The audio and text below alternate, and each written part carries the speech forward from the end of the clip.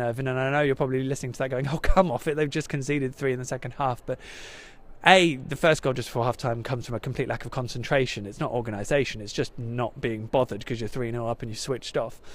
And from then on, it was relentless determination from Leeds, mixed in with the fact that Norwich still had so many good chances in the second half and didn't take them. And that was what cost them in that regard too. So I'm not going to argue with what I said in the first half. I would still stick by it. How, though, you end up 3-0 up and still don't win the game is beyond us, even given Leeds had to push everything and throw everything at this game. They scored a wonderful equaliser. Pablo Hernandez's free kick was lovely. The second goal right after half-time that got them straight back into it. I mean, there must have been 2 goals in a very few minutes either side of half-time. It was basically a try. I'm pretty sure someone caught the ball and just ran it over the line and hoped that it would get given. And the noise at this place, full 34 and a bit thousand, it wasn't quite full, but 34,000 plus. Hell of a noise, hell of an atmosphere. Great to see this place like it, because normally it's empty and stale. So Norwich kind of had to deal with all that. And in the first half they played it so well, but again it's just a bit like this season really, so near yet so far. They just haven't been able to close things out. And that's ultimately why they have nothing to play for at this stage and everything to lose over the summer. Great performance, I thought, from Josh Murphy. I thought he played really well. I mean, Nelson Oliveira scored twice, should have had 4, really, and really should have put the game to bed. Johnny Howson, great on his return in the first half, especially to Elland Road. Applauded off by all. They love him here. They love Johnny Howson here, so he's always guaranteed a good reception. I'd like to see the goals back again. I haven't seen the ones that Norwich conceded, because defensively they look pretty resolute in open play, and they'd actually dealt with most set pieces all right too. Such is the irony.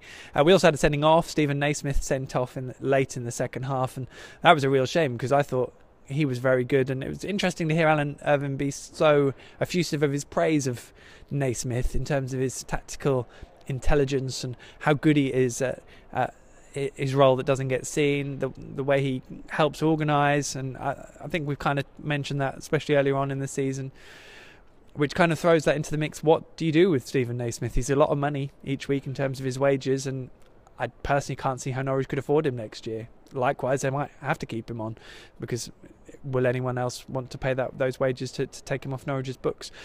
And Irving he's doing his coaching badges at the moment, Alan Irvine said, and it seems quite clear that Stephen Naismith will become a manager. So, I like Stephen Naismith. I see what he brings to the party, and I think he played well today. It's just a shame that one stupid tackle, albeit quite late on in the game, when again I guess Norwich weren't going to lose much given they'd already chucked away 3 goals. You probably can't be too angry at him, I guess. Although Alan Irvine was extremely upset, and he'd clearly laid into them at half time.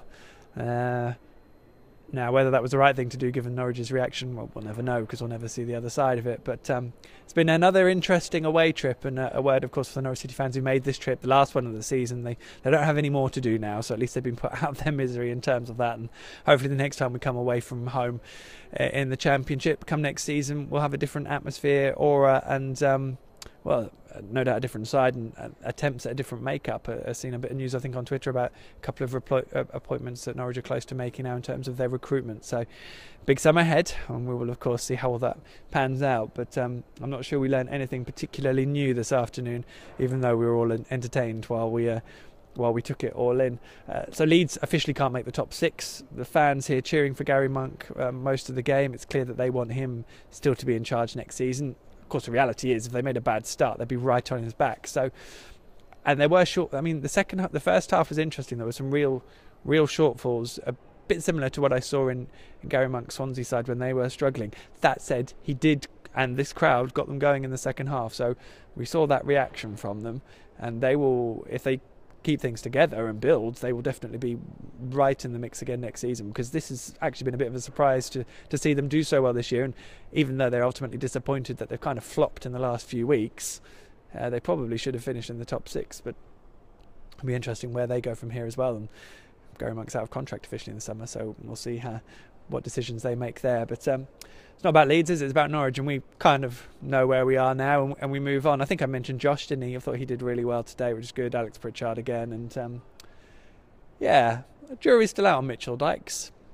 he's done okay, but I wouldn't say he's pulling up any trees in these weeks. And if he's on a lot of money, we'd have to see maybe if he's the right fit. I mean, personally, I don't think he'd stay next season anyway. But I think it's just worth noting that he has looked not quite at the same level as when he first broke onto the scene. So we'll see. One of many decisions Norwich City have to make, of course, over the summer. Right, I'm going to go. Don't forget Pinken.com for the analysis. Paddy, I think, is just now speaking to Alan Irvine in the written media press conference, and I'll get a few words from Paddy in a moment too on here. So keep an eye out. But for now, I'll leave you with the delights of Elland Road.